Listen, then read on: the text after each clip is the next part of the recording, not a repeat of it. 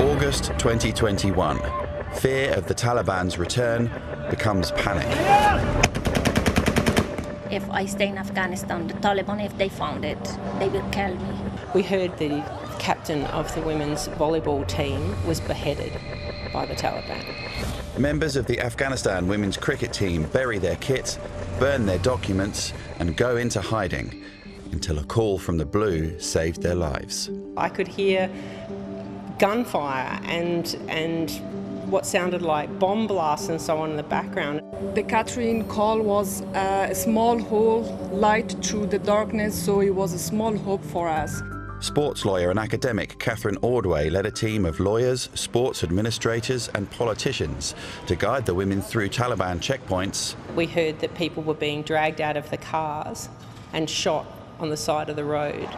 To Pakistan, then on to Australia. More than 130 people. So we got out the girls, their families, the staff and their families. So now I've had more Afghan dinners than I can possibly imagine. Definitely friends for life.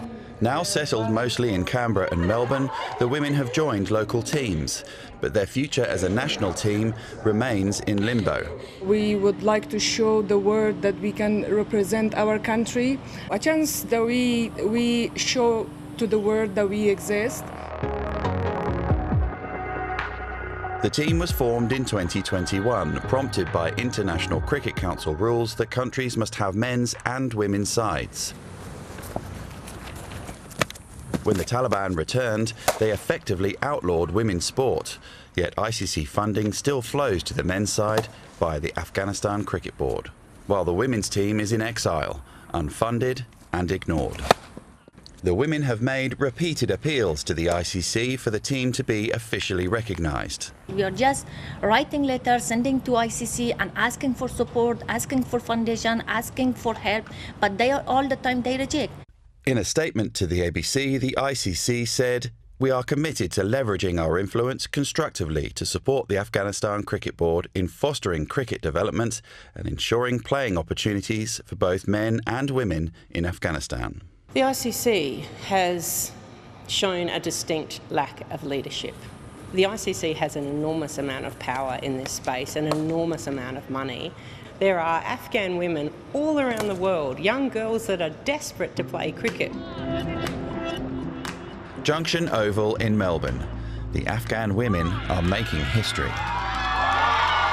Playing their first ever match, a T20 against an invitational side from Cricket Without Borders. They don't win, but have still scored a victory here today, sending a message to the global cricket community.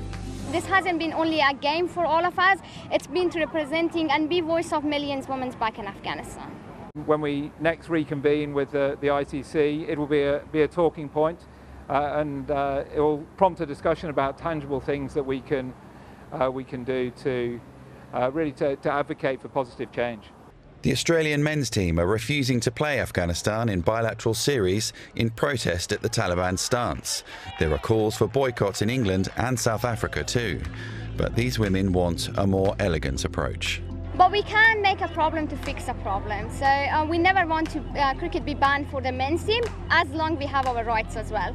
It may not be official, but this team still represents their country.